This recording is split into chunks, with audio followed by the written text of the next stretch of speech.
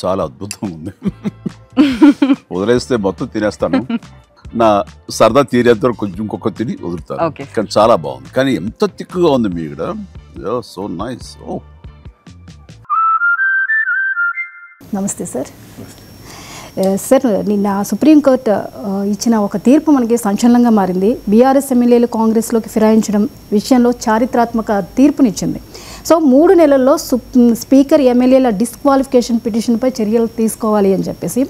So ఈ తీర్పు తెలంగాణ రాజకీయాల్లో భారీ ప్రకంపనలు సృష్టిస్తోందని చెప్పొచ్చు.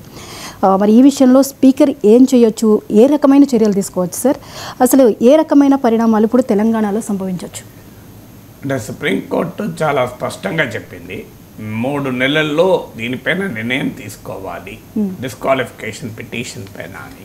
ఇది వాస్తవంగా ఇప్పుడు ఈ కేసు పాడి Kaushik Reddy versus state of Telangana and others అనే సైటేషన్తో ఈ కేసులోనే కాదు, గతంలో మణిపూర్ అసెంబ్లీ స్పీకర్కు కేశం మేఘచందర్ సింగ్ కేసులో కూడా సుప్రీంకోర్టు ఇదే వ్యాఖ్యలు చేసింది. అందువల్ల ఇప్పుడు సుప్రీంకోర్టు 3 నెలల్లో నిర్ణయం తీసుకోవాలని స్పీకర్ అయితే నేను న్యాయ నిపుణులతో చర్చిస్తున్నాను, దానిపైన తదుపరి నిర్ణయం తీసుకుంటాను అన్నాడు. స్పీకర్ ముందు డిఫరెంట్ ఆప్షన్స్ ఉన్నాయి. ఒకటి, లార్జర్ బెంచ్కి అప్పీల్ చేయడం. ఇప్పుడు ఇది 2 సభ్యుల ధర్మాసనం ఈ తీర్పు చెప్పింది. లార్జర్, ఎందుకంటే ఇందులో కాన్స్టిట్యూషనల్ క్వశ్చన్స్ ఇమిడి ఉన్నాయి కనుక, అంటే స్పీకర్కు జ్యుడిషియరీ, స్పీకర్ అంటే లెజిస్లేచర్ చట్టసభలు, జ్యుడిషియరీ న్యాయ వ్యవస్థ, ఈ లెజిస్లేచర్కు జ్యుడిషియరీకి మధ్య సెపరేషన్ ఆఫ్ పవర్స్ ఉంటాయి. భారత రాజ్యాంగంలో 3 అంగాలు, ఎగ్జిక్యూటివ్ అంటే కార్యనిర్వాహక వర్గం ప్రభుత్వము, చట్టసభలు పార్లమెంటు అసెంబ్లీ, అలాగే జ్యుడిషియరీ. ఈ 3 మధ్య సెపరేషన్ ఆఫ్ పవర్స్ స్పష్టంగా రాజ్యాంగం అధికారాల విభజన చేసింది. ఈ సెపరేషన్ ఆఫ్ పవర్స్ను 1972 కేశవానంద భారతి కేసులో సుప్రీంకోర్టు బేసిక్ స్ట్రక్చర్లో భాగంగా కూడా పేర్కొంది. అందువల్ల ఇది కాన్స్టిట్యూషనల్ క్వశ్చన్ ఉంది కనుక స్పీకర్కు సమయాన్ని నిర్దేశిస్తూ 3 నెలల్లో తీసుకోమని చెప్పారు కదా, ఇది ఎంతవరకు రాజ్యాంగబద్ధము అని లెజిస్లేటివ్ అసెంబ్లీ తరఫున కోర్టుకు సుప్రీంకోర్టు లార్జర్ కాన్స్టిట్యూషనల్ బెంచ్కు రెఫర్ చేయమని అడగచ్చు. ఇప్పుడు మీకు గతంలో కూడా కాదు, ఇటీవల గవర్నర్లు, రాష్ట్రపతులు, ప్రతిపక్ష పాలిత రాష్ట్ర ప్రభుత్వాల ఆ చట్టసభల్లో ఆమోదించిన బిల్లుల్ని నిరవధికంగా తమ వద్దగా పెండింగ్ ఉంచుకున్నారు. తమిళనాడుకు చెందిన 10 బిల్లులు అలాగే ఉంటే సుప్రీంకోర్టు ఇటీవల ఒక హిస్టారిక్ జడ్జిమెంట్ ఇస్తూ ఇలా నిరవధికంగా మీ దగ్గర ఉంచుకునే అధికారం మీకు లేదు, యాజ్ సూన్ యాజ్ పాసిబుల్ అంటే వీలైనంత త్వరగా వాటిపైన నిర్ణయం తీసుకోవాలి, నిర్ణయము తీసుకోకుండా ఉండే అధికారం లేదు అని నిర్దిష్ట కాలం చెప్తూ, కొన్ని బిల్లులకు 1 మంత్, కొన్ని బిల్లులకు 3 మంత్ చెప్తూ, మీరు కనుక డిసిషన్ తీసుకోకపోతే వాటిని ఆమోదించినట్టుగానే భావించి ఆ బిల్లులు చట్టాలు అవుతాయని ఒక హిస్టారిక్ జడ్జిమెంట్ ఇచ్చింది. ఈ జడ్జిమెంట్ పైన భారత ప్రభుత్వము ప్రెసిడెంట్ ద్వారా ప్రెసిడెన్షియల్ రెఫరెన్స్ అంటారు, ఇలా రాష్ట్రపతికి, గవర్నర్ల, ముఖ్యంగా రాష్ట్రపతికి మీరు ఇలా ఆదేశాలు ఇవ్వవచ్చా అని ప్రెసిడెన్షియల్ రెఫరెన్స్ ఇచ్చింది. దాన్ని సుప్రీంకోర్టు చర్చిస్తుంది, సమీక్షిస్తుంది. అందువల్ల దీనిపై కూడా అలా ప్రెసిడెన్షియల్ రెఫరెన్స్ ఏమో కేంద్ర ప్రభుత్వం అడగాలి, బీజేపీ అడగదు, ఎందుకంటే ఇది కాంగ్రెస్ పార్టీ బీఆర్ఎస్ల మధ్య సమస్య కనుక. బీజేపీ ఈ తీర్పును ఆహ్వానించింది కనుక కేంద్ర ప్రభుత్వం జోక్యం చేసుకొని కాన్స్టిట్యూషనల్ బెంచ్కి రెఫర్ చేసి ఇలా స్పీకర్కు ఇన్స్ట్రక్షన్లు ఇవ్వచ్చా అనే అంశాన్ని మీరు చూడండి అని అనే అవకాశం లేదు. అందువల్ల ఇక Telangana assembly speaker supreme court larger బెంచ్కి రెఫర్ చేసి ఇందులో కాన్స్టిట్యూషనల్ ఆస్పెక్ట్స్ ఉన్నాయి కనుక స్పీకర్కి ఇలా ఇన్స్ట్రక్షన్స్ కోర్టులు ఇవ్వచ్చా అని. అయితే ఇది ఎంత మేరకు సుప్రీంకోర్టులో నిలబడుతుంది అనేది మనం చెప్పలేము. ఒకవేళ స్పీకర్ వెళ్తాడా మొదటి క్వశ్చన్, వెళితే సుప్రీంకోర్టు దాన్ని యాక్సెప్ట్ చేస్తుంది. ఎందుకంటే నిన్నటి జడ్జిమెంట్లో సుప్రీంకోర్టు చాలా క్లియర్గా అన్నది, మేము ఏమి ఇంజంక్షన్ అంటే ఆదేశాలు ఇవ్వడం లేదు స్పీకర్కు అని. వాస్తవంగా పిటిషనర్లైన కేటీ రామారావు, పాడి కౌశిక్ రెడ్డి, వివేకానందలు కోరింది ఏంటంటే ఆ డిఫెక్టెడ్ ఎమ్మెల్యేస్, ఫిరాయింపు ఎమ్మెల్యేల సభ్యత్వాన్ని మీరే కోర్టే రద్దు చేయండి, స్పీకర్ నిర్ణయాలు తీసుకోవడం లేదు కనుక అంటే సుప్రీంకోర్టు స్పష్టంగా చెప్పింది. ఇది మేము ఆదేశాలు ఇవ్వము, మేము స్పీకర్కు నిర్ణయం తీసుకోమని ఆదేశించడం లేదు, స్పీకర్ ఏ నిర్ణయం తీసుకోమని కూడా మేము ఆదేశించడం లేదు. ఎందుకంటే క్యూహోటో హాలన్ కేసును కోట్ చేస్తూ ఇది యాంటీ డిఫెక్షన్ లాను అపోహోల్డ్ చేస్తూ యాంటీ డిఫెక్షన్ లా రాజ్యాంగబద్ధమని చెప్తూ ఇచ్చిన మరో హిస్టారిక్ జడ్జిమెంట్ క్యూహోటో హాలన్ కేసులో సుప్రీంకోర్టు తీర్పు చెప్తూ ఈ లెజిస్లేచర్లోకి కోర్టులు ఎంత మేరకు ఇన్వాల్వ్ కావచ్చు అని, అందులో వెరీ నారో కంపాస్, చాలా పరిమితంగానే ఇన్వాల్వ్ కావచ్చు అని క్యూహోటో హాలన్ కేసులో చెప్పారు.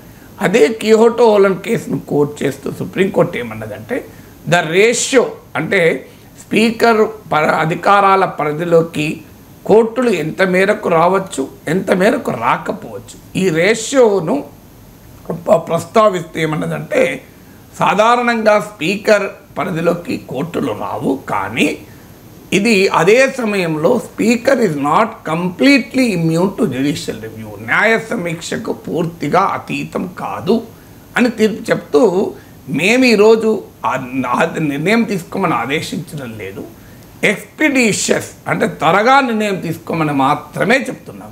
ఎందుకు త్వరగా నిర్ణయం తీసుకుంటున్నాం అన్నదానికి కూడా సుప్రీంకోర్టు చాలా పకడ్బందీగా నిర్వచనం ఇచ్చింది. రాజ్యాంగ 10వ షెడ్యూల్ 52nd కాన్స్టిట్యూషనల్ అమెండ్మెంట్ ద్వారా వచ్చిన 10th schedule of the constitution anti defection లాలో ఈ అధికారాలు స్పీకర్కి ఇవ్వటానికి కారణం ఏంటి అంటే వీలైనంత త్వరగా వేగంగా ఈ పిటిషన్లు పరిష్కారం అవుతాయి, కోర్టులకు అధికారాలు ఇస్తే ప్రొసీజరల్ డిలేస్ అవుతాయి కనుకనే స్పీకర్కి ఇచ్చారు. అందువల్ల the very objective of the anti defection law నెరవేరడం లేదు కనుక ఆ యాంటీ డిఫెక్షన్ లా ఆబ్జెక్టివ్ను నెరవేర్చనని మాత్రమే మేము కోరుతున్నాము. ఇది సుప్రీంకోర్టు ఇచ్చిన వివరణ. అంటే చాలా క్రియేటివ్గా చాలా ఇన్సైట్ఫుల్ జడ్జిమెంట్ ఇది. అందువల్ల 74 జడ్జిమెంట్ మొత్తం చదివితే మనకు అర్థమవుతుంది. సో ఆ 74 పేజీల judgment is very very insightful. Supreme court possible ఆ పరిస్థితులను కూడా అంచనా వేసి ముందుగానే చెప్పింది, మేమేమీ కొత్తగా ఆదేశాలు ఇవ్వడం లేదు. ఎందుకంటే the political defections has become the evil if they are not combated it will be undermining the very foundations of democracy అని 10th షెడ్యూల్ ఇంట్రడ్యూస్ చేస్తూ 52nd కాన్స్టిట్యూషనల్ అమెండ్మెంట్ ఆబ్జెక్టివ్స్లోనే చెప్పారు. అందువల్ల ఆ రాజ్యాంగ ఆ చట్ట లక్ష్యాలను అనుగుణంగా స్పీకర్ వ్యవహరించాలని మాత్రమే చెప్తున్నాము తప్ప మేమేమీ కొత్త ఆదేశాలు ఇవ్వడం లేదని కూడా చెప్పారు. అందువల్ల రేపు సుప్రీంకోర్టుకు స్పీకర్ వెళ్తే సుప్రీంకోర్టు దాన్ని ఎంటర్టైన్ చేస్తుందా, ఒకవేళ ఎంటర్టైన్ చేసిన లార్జర్ కాన్స్టిట్యూషనల్ బెంచ్కు రెఫర్ చేస్తాను, ఎందుకంటే ఇందులో కాన్స్టిట్యూషనల్ క్వశ్చన్స్ ఇమిడి ఉన్నాయి కనుక. కానీ దీనిపైన స్టే ఇచ్చి వెళ్తుందా, స్టే ఇవ్వక వెళ్తుందా? స్టే ఇవ్వకుండా వెళ్ళారనుకోండి ఈ జడ్జిమెంట్ అమల్లోకి వస్తుంది, ఆ కేసు విచారణకు వస్తుంది, 10 ఏళ్ళు పడుతుంది. ఎందుకంటే కాన్స్టిట్యూషనల్ బెంచెస్కు ఉండే కేసులు చాలా దీర్ఘకాలం పడతాయి కనుక ఆ జడ్జిమెంట్ ఓన్లీ ఫ్యూచర్కు ఉపయోగపడుతుంది. అందువల్ల ఇప్పుడున్న సిచ్యువేషన్లో స్పీకరు ఒకటి ఇమీడియట్గా 3 నెలల్లో తన నిర్ణయం చెప్పచ్చు. ఆ నిర్ణయం ఆయన డిస్క్వాలిఫై చేస్తే 6 నెలల్లో ఉప ఎన్నికలు వస్తాయి. డిస్క్వాలిఫై చేయకుండా ఈ కేసులో అది వర్తించదు, ఏమీ కాదు అని కూడా తీర్పు చెప్పచ్చు. అప్పుడు మళ్ళీ ఖచ్చితంగా కోర్టుకు వెళ్తారు. ఎందుకంటే స్పీకరు నిర్ణయాలలో కోర్టులు ఇల్లీగాలిటీ ఉంటే జోక్యం చేసుకోవచ్చు, ఇర్రెగ్యులారిటీ ఉంటే జోక్యం చేసుకోరాదు. It's a clear case of illegality అవుతుంది ఒకవేళ డిస్క్వాలిఫై చేయకపోతే, కానీ మళ్ళీ కోర్టుకు వెళ్తారు. అందువల్ల ఇప్పుడున్న సిచ్యువేషన్లో స్పీకర్ ఏ నిర్ణయం తీసుకుంటాడు అన్న దానిపైన ఆధారపడి ఉంటుంది. స్పీకరు వెంటనే సుప్రీంకోర్టు జడ్జిమెంట్ను అమలు చేసి 3 నెలల్లో డిస్క్వాలిఫై చేస్తే వెంటనే ఉప ఎన్నికలు, డిస్క్వాలిఫై చేయకపోతే అది మళ్ళీ సుప్రీంకోర్టుకు పోతుంది. సుప్రీంకోర్టు స్పీకర్ నిర్ణయాన్ని కొట్టివేస్తే అప్పుడు ఉప ఎన్నికలు తప్పవు.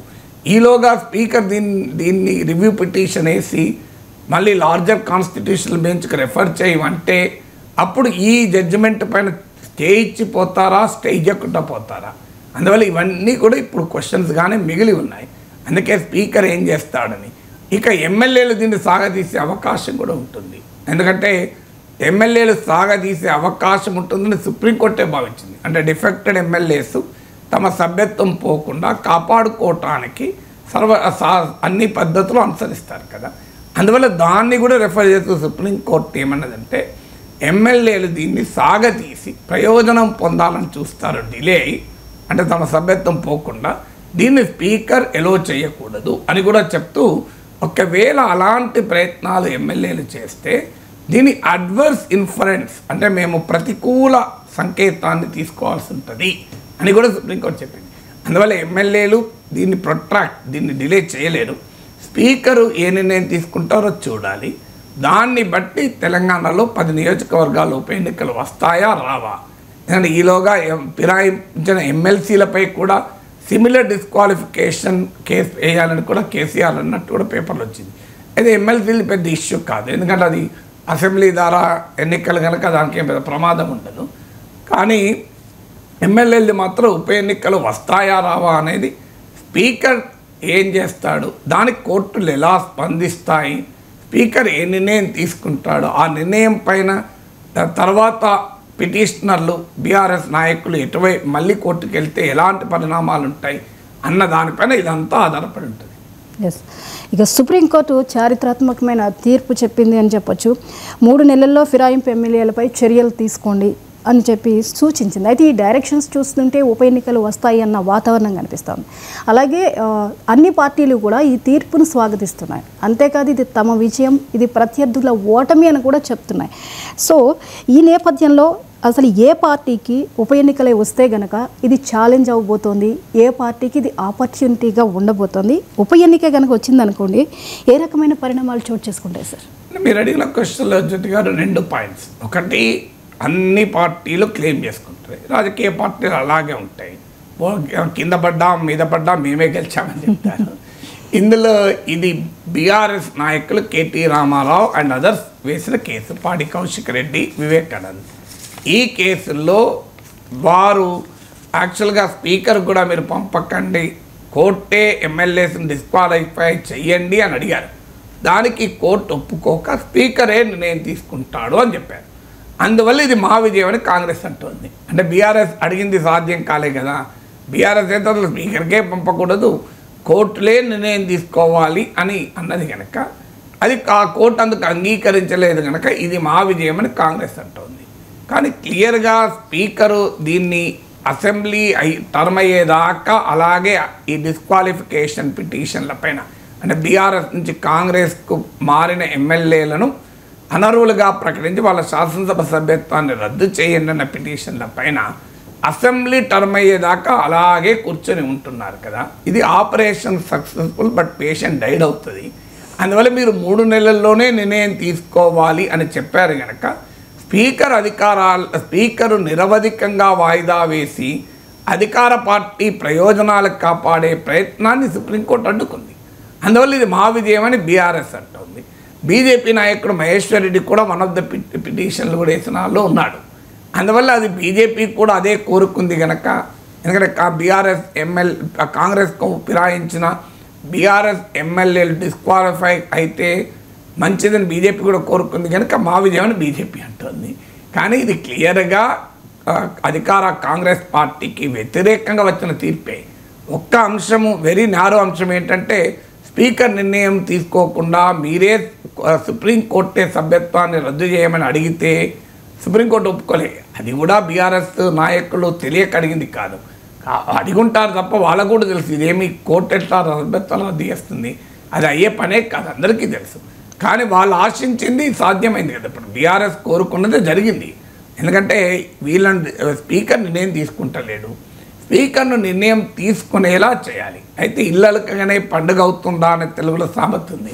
సో అందువల్ల ఈ తీర్పుతోనే బీఆర్ఎస్ ఆశించిన ఉప ఎన్నికలు వస్తాయా, బీఆర్ఎస్ ఆశించినట్లు తమ పార్టీ నుంచి కాంగ్రెస్లోకి మారిన ఎమ్మెల్యేలు డిస్క్వాలిఫై అవుతారా ఇప్పుడే మనం చెప్పలేము. ఎందుకంటే అది స్పీకర్ ఏ నిర్ణయం తీసుకుంటాడు 3 నెలల్లో, ఆ నిర్ణయాన్ని మళ్ళీ సుప్రీంకోర్టులో సవాల్ చేస్తే ఏం జరుగుతుంది, అసలు 3 నెలల్లో నిర్ణయం తీసుకోమని ఇచ్చిన ఇన్స్ట్రక్షన్లు అనేది సవాల్ చేస్తారా, అప్పుడు సుప్రీంకోర్టు ఎలా స్పందిస్తుంది అనేది మనం ఇప్పుడే స్పెక్యులేట్ చేయలేము. అందువల్ల ఇళ్ళకనే పండుగ కాదు అనొచ్చు తప్ప బీఆర్ఎస్ వారు క్లియర్ విక్టరీ సాధించినట్టు ఇందులో డిస్ప్యూట్ ఏమీ లేదు. అయితే బీఆర్ఎస్కు ఈ విషయంలో నైతిక అర్హత ఉందా, does it have a moral right అంటే లేదు, అందులో అనుమానం లేదు. ఎందుకంటే కేసీఆర్ 2014లో అధికారంలోకి వచ్చాక 18లో వచ్చాక రిపీటెడ్గా చేసిన పని ఇదే కదా. కాంగ్రెస్ ఎమ్మెల్యేలను టీడీపీ ఎమ్మెల్యేలను తీసుకున్నాడు, వాళ్ళ మంత్రులను చేశాడు. ఇప్పుడు సండ్ర వెంకట వీరయ్య, సవితా ఇంద్రారెడ్డి వీళ్ళందరూ ఎట్లా ఎమ్మెల్యేలు మంత్రులు అయ్యారు? వాళ్ళు ఏమన్నా బీఆర్ఎస్ తరఫున గెలిచారా? సో అందువల్ల బీఆర్ఎస్ వాళ్ళు కాంగ్రెస్ ఎమ్మెల్యేలను టీడీపీ ఎమ్మెల్యేలను తన పార్టీలో కలుపుకున్నాడు కేసీఆర్. అయితే బీఆర్ఎస్ వాదన ఏంటంటే వాళ్ళు మెర్జర్ అయ్యారు 2/3 అని. అది దట్ ఇస్ ఎనదర్ ఇంటర్ప్రిటేషన్. నిజంగా మెర్జర్ అనే నిబంధన న్యాయమా కాదా సుప్రీంకోర్టు పరిధిలో ఉంది. నాలా అంటే వాళ్ళ అభిప్రాయం that is wrong interpretation the constitution. అందువల్ల పొలిటికల్గా చూస్తుంటే టెక్నికాలిటీస్ ఎలా ఉన్నా బీఆర్ఎస్ కూడా అనెథికల్ పాలిటిక్స్ నడిపింది. అందువల్ల ఇవాళ కాంగ్రెస్ బీఆర్ఎస్ ఎమ్మెల్యేలను తీసుకునే అనెథికల్ పాలిటిక్స్ను ప్రశ్నించే హక్కు, నైతిక హక్కు బీఆర్ఎస్కి లేదు. ఆ మాటకంటే ఏ పార్టీకి లేదు, బీజేపీకి కూడా లేదు. ఎందుకంటే బీజేపీకి కూడా దేశమంతా ఇదే పనిచేసింది. మహారాష్ట్రలో, కర్ణాటకలో, అయితే మేము మధ్యప్రదేశ్లో అయితే ఉప ఎన్నికలకు వెళ్ళాం కదా అని బీజేపీ అంటుంది. కానీ ఉప ఎన్నికలు అన్ని సందర్భాల్లో వెళ్ళలేదు. మీకు రాజ్యసభలో తెలుగుదేశం పార్టీ ఎంపీలు 4 సుజనా చౌదరి, టీజీ వెంకటేష్, గరికపాటి మోహన్ రావు, సీఎం రమేష్లు బీజేపీలో చేరినప్పుడు వాళ్ళు రిజైన్ చేసి ఉప ఎన్నికలకు వెళ్ళారా? వెళ్ళలేదు కదా. అందువల్ల బీజేపీకి హక్కు లేదు. ఇందులో తలా పిడికడు, తిలా పాపం తలా పిడికడు అంటాడు చూడండి. తప్పు చేయని వాడు ఏ పార్టీ లేదు. అందువల్ల ఇది ఎట్టి పరిస్థితుల్లో ఇక మీరు అడిగిన నెక్స్ట్ క్వశ్చన్ ఎవరికి ఛాలెంజ్, ఎవరికి అపార్చునిటీ. సో ఒక రకంగా అన్ని పార్టీలకు ఇది అపార్చునిటీ, అన్ని పార్టీలకు ఛాలెంజ్. ఎందుకంటే ఇప్పుడు ఒక్కొక్క పార్టీ చూద్దాం. బీఆర్ఎస్ వీళ్ళు గెలిచింది బీఆర్ఎస్ తరఫున. అందువల్ల ఇప్పుడు ఈ 10 ఎమ్మెల్యేలు కాంగ్రెస్కు మారారు. బీఆర్ఎస్ మళ్ళీ ఈ 10 సీట్లలో గెలుస్తుందా? 10 సీట్లలో గెలవకపోతే 2023లో మీరు 10 గెలిచారు, ఇంకా ఇప్పుడు 7 గెలిచారు, 3 గెలిచారు, 6 గెలిచారు అంటే బీఆర్ఎస్ బలం ఇంకా తగ్గింది అని వాదన చేస్తానికి కాంగ్రెస్కి అవకాశం ఉంటుంది. అందువల్ల ఆ రకంగా చూసినప్పుడు అది బీఆర్ఎస్కు ఛాలెంజ్. బీఆర్ఎస్కు అపార్చునిటీ ఏంటంటే ఈ 10లో ఎన్ని గెలిచినా చూడు కాంగ్రెస్ పార్టీలోకి ఫిరాయిస్తే ప్రజలు మిమ్మల్ని తిరస్కరించారు అని చెప్పడానికి అవకాశం ఉంటుంది కనుక అపార్చునిటీ. అందువల్ల బీఆర్ఎస్కి ఇది ఛాలెంజ్, ఇది అపార్చునిటీ. అంటే తమ పార్టీ నుంచి వెళ్ళిపోయిన ఎమ్మెల్యేలని ప్రజాకోర్టులో శిక్షించి మేము గెలిచామని చెప్పుకోవడానికి అపార్చునిటీ. కానీ ఆ 10 సీట్లు 2023లో గెలిచారు కనుక 25లో ఉప ఎన్నికలు వస్తే గెలవకపోతే బలం తగ్గిందనే ఆ వాదన వస్తుంది కనుక ఛాలెంజ్. ఇక కాంగ్రెస్ పార్టీకి చూస్తే ఈ 10కి 10 బీఆర్ఎస్ సీట్లు, ఇవేవి కాంగ్రెస్ సిట్టింగ్ సీట్లు కావు. 2023 ఎన్నికల్లో కాంగ్రెస్ ఇక్కడ ఓడిపోయింది. కాంగ్రెస్కు హైదరాబాద్ నగరంలో ఒక్క ఎమ్మెల్యే లేడు. మల్రెడ్డి రంగారెడ్డి హైదరాబాద్, గ్రేటర్ హైదరాబాద్ పరిధిలో ఉన్నాడు, అంటే హైదరాబాద్ పరిఫరీలో ఉన్నాడు. సో అందువల్ల కాంగ్రెస్కి ఏంటంటే అర్జెంటుగా హైదరాబాద్లో ఒక ఎమ్మెల్యే గెలిపించుకొని ఆ ఎమ్మెల్యేకు మంత్రి పదవి కూడా ఇవ్వాలి. ఎందుకంటే హైదరాబాద్ నుంచి మంత్రి వర్గంలో రిప్రజెంటేషన్ లేదు. హైదరాబాద్ పెరిఫరీలో ఉన్న మల్రెడ్డి రంగారెడ్డికి ఇవ్వాలంటే ఇప్పటికే రెడ్లెక్కిపోయారు. సో అందువల్ల ఈ గందరగోళం ఉంది కనుక ఈ 10లో ఎవరు గెలిచినా మినిస్టర్ అయ్యే అవకాశం కూడా ఉంటుంది. అందువల్ల ఇప్పుడు 10+ జూబ్లీహిల్స్ ఉప ఎన్నిక ఎలాగో ఉంది. ఈ 11 ఎన్నికల్లో 1 గెలిచినా, 2 గెలిచినా, 3 గెలిచినా అది అడిషనే. ఎందుకంటే ఇవేవి కాంగ్రెస్ సీట్లు కావు కనుక తమకు ఒక అపార్చునిటీ. ఈ ఉప ఎన్నికల్లో ఏమైనా గెలుచుకుంటే హైదరాబాద్లో కూడా మాకు బలం ఉంది అని చెప్పుకోవటానికి. ఎందుకంటే ఈ ఎమ్మెల్యేల్లో ఒక సిగ్నిఫికెంట్ నెంబర్ హైదరాబాద్ చెందినవారు కనుక. సో ఇక మీకు తెలంగాణ మొత్తంలో కూడా ఒక 10 సీట్లు ఇవేవి కాంగ్రెస్ సీట్లు కావు, ఇవన్నీ బీఆర్ఎస్ సీట్లు. ఇందులో ఏవి గెలిచినా తమకు అడిషనల్గా ఉపయోగపడేది. ఇప్పుడు ఇక్కడ ఆల్రెడీ సికింద్రాబాద్ కంటోన్మెంట్లో ఉప ఎన్నిక వస్తే కాంగ్రెస్ గెలిచింది. 23 అసెంబ్లీ ఎన్నికల్లో అక్కడ బీఆర్ఎస్ గెలిచింది. కానీ ఉప ఎన్నిక వస్తే కాంగ్రెస్ గెలిచింది. ఆ మేర కాంగ్రెస్కి అడ్వాంటేజ్ అయింది. అందులో జిహెచ్ఎంసీ ఎన్నికలకు ముందు కనుక ఇంకా ఎక్కువ అడ్వాంటేజ్ ఉంటుంది. సో అందువల్ల కాంగ్రెస్ పార్టీకి ఆ రకంగా ఇది అపార్చునిటీ. ఛాలెంజ్ ఏంటి? బీఆర్ఎస్ ఎమ్మెల్యేలు 10 మంది కాంగ్రెస్లో చేరితే గెలవలేదు అన్న సమస్య కూడా వస్తుంది. మీకు మునుగోడులో జరిగింది ఇదే. కోమటిరెడ్డి రాజగోపాల్ రెడ్డి కాంగ్రెస్ నాయకుడిగా, కాంగ్రెస్ అభ్యర్థిగా 2018లో గెలిచాడు. తర్వాత ఉప ఎన్నిక వస్తే బీజేపీలో చేరిన వారు ఉప ఎన్నిక వచ్చింది. కానీ బీజేపీ అభ్యర్థిగా ఓడిపోయి మధ్యలో బీఆర్ఎస్ గెలిచారు. సో అందువల్ల ఇప్పుడు బీఆర్ఎస్ నుంచి తమ పార్టీలోకి చేర్చుకున్న ఎమ్మెల్యేలు గెలిపించుకోవాల్సిన బాధ్యత కాంగ్రెస్ పైన ఉంటుంది. ఒకవేళ వాళ్ళు ఓడిపోతే అదొక పెద్ద ఛాలెంజ్. అందువల్ల కాంగ్రెస్కు ఛాలెంజ్, అపార్చునిటీ. ఇక బీజేపీకి ఫస్ట్ ఆపర్చునిటీ. ఎందుకంటే ఈ 10 సీట్లలో ఉప ఎన్నికలు రావడానికి తమకేం ప్రమేయం లేదు. అది కాంగ్రెస్ బీఆర్ఎస్ల మధ్య గోల. ఇందులో ఏమి గెలిచినా తమకు లాభమే. బీజేపీకి ఏదైనా అడిషనల్ బెనిఫిటే. కానీ 10లో ఒక్కటి కూడా గెలవలేదు అనుకుందాం, లేదా 1-2 గెలిచారనుకుందాం. బీజేపీ ఇప్పటిదాకా చెప్పుకుంటున్నది 2028లో మేమే పవర్లోకి వస్తాం, ఇక కాంగ్రెస్ పని అయిపోయింది, బీఆర్ఎస్ చచ్చిపోయింది, అంతా బీజేపీదే భవిష్యత్తు అని చెప్పుకోవడానికి అవకాశం ఉంటుంది. ఎందుకంటే ఒకవేళ గెలిస్తే, ఓడితే ఆ అవకాశం కోల్పోతారు. ఎందుకంటే దుబ్బాక హుజూరాబాద్లో గెలిచాక సిమిలర్ నరేటివ్ బీజేపీ బిల్డ్ చేసింది. అందువల్ల ఈ ఉప ఎన్నికల్లో కూడా ఏమైనా విజయాలు సాధిస్తే 28లో మేమే ప్రత్యామ్నాయం చెప్పుకోవడానికి ఉంటుంది. లేదు ఇక్కడ గెలవలేదనుకోండి బీజేపీ, కాంగ్రెస్ గెలిచినా బీఆర్ఎస్ గెలిచినా పోటీ రాష్ట్ర రాజకీయాల్లో ఆ 2 పార్టీల మధ్యలో ఉంటుంది. బీజేపీకి ప్రమేయం లేదు అనే ఇండికేషన్ కూడా వస్తుంది. అందువల్ల విచిత్రం ఏంటంటే ఈ ఉప ఎన్నికలంటూ వస్తే, ఉప ఎన్నికలు వస్తాయని నేను ఇప్పటికిప్పుడు రూఢిగా చెప్పలేం. కానీ ఉప ఎన్నికలంటూ వస్తే 3 పార్టీలకు ఛాలెంజ్, 3 పార్టీలకు ఆపర్చునిటీ. Yes sir. ఇక ధర్మస్థలి సంఘటన యావత్ దేశాన్ని కలిచివేసినటువంటి పరిస్థితి. అయితే ఇప్పుడు ఈ విషయంలో ఒక సిగ్నిఫికెంట్ బ్రేక్ త్రూ లభించింది సార్. ఈ మహిళలు పిల్లలపై అత్యాచారాలు జరిగిన వారిని పాతిపెట్టేశారని వచ్చిన ఆరోపణల నేపథ్యంలో కర్ణాటక ప్రభుత్వం ఒక సిట్ వేసింది. ఈ సిట్ ఇన్వెస్టిగేషన్లో భాగంగా ఇప్పుడు కొన్ని సాక్ష్యాధారాలు లభించాయి అన్న వార్తలు మనం చూస్తున్నాం. అయితే 5 ప్రదేశాల్లో ఏమీ దొరకలేదు. కానీ 6వ సైట్లోకి వచ్చేసరికి ఈ మృతదేహాల యొక్క అవశేషాలు లభ్యమయ్యాయి సార్. సో ఇప్పుడు ఈ సాక్ష్యాధారాలు ధర్మస్థలలో ఏం జరిగింది అనే వాస్తవాన్ని బయటపెట్టే అవకాశం ఎంతవరకు ఉంది సార్? అంటే ఇది కర్ణాటకలోని temple town Dharmasthali, popular temple town. ఇక్కడ ఆరోపణ ఏంటంటే బ్రీఫ్గా 1998 నుంచి 2014 మధ్య కాలంలో పెద్ద సంఖ్యలో ఉమెన్ అండ్ గర్ల్స్ డిసపియర్ అయ్యారు, అదృశ్యమయ్యారు. ఆ మిస్సింగ్ కేసుల్ని పోలీసులు పట్టించుకోలేదు. మీకు ఒక్క కేసు 2012లో సౌజన్య అనే అమ్మాయి కేసు, 17 ఇయర్ అమ్మాయి, ఈ అమ్మాయి పైన హత్య జరిగిందన్న కేసు కర్ణాటక రాష్ట్రాన్ని కుదిపేసింది. కానీ విచారణలో ఇప్పటికీ కూడా ఏమీ తేలలేదు, న్యాయం జరగలేదు. ఇప్పుడు సడన్గా ఇష్యూ ఎందుకు ముందుకు వచ్చిందంటే, అప్పుడు అక్కడ పనిచేసిన శానిటేషన్ వర్కర్ ఒకతను, పారిశుద్ధ్య కార్మికుడు, ఇలా పెద్ద ఎత్తున మహిళల్ని బాలికలపైన అత్యాచారాలు జరిపి హత్య చేసి సమీపంలో ఉన్న నేత్రావతి నదీ పరిసర ప్రాంతాల్లో ఈ శవాలను పాతిపెట్టాను, నేనే పాతిపెట్టాను, ఆ ప్రదేశాలకు కూడా చూపెడతాను అని ఆయన ఇప్పుడు వచ్చాడు. ఎందుకంటే 2014లో ఆయన ధర్మస్థల వీడి వెళ్ళిపోయాడు. నేను గిల్ట్ వల్ల, అంటే నేను నేరం చేస్తున్నాను, ఈ విషయాన్ని బయట ప్రపంచానికి చెప్పకుండా అనే భావన నన్ను వెంటాడడం వల్ల నేను ఇప్పటికైనా చెప్పాల్సి వచ్చింది.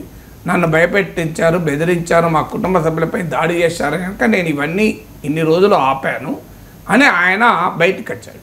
దాంతో కర్ణాటక మీరు అన్నట్లు స్పెషల్ ఇన్వెస్టిగేషన్ టీం నియమించింది. ఆ శానిటేషన్ వర్కర్ చూపెట్టిన ప్రదేశాలలో తవ్వకాలు కూడా చేపట్టారు.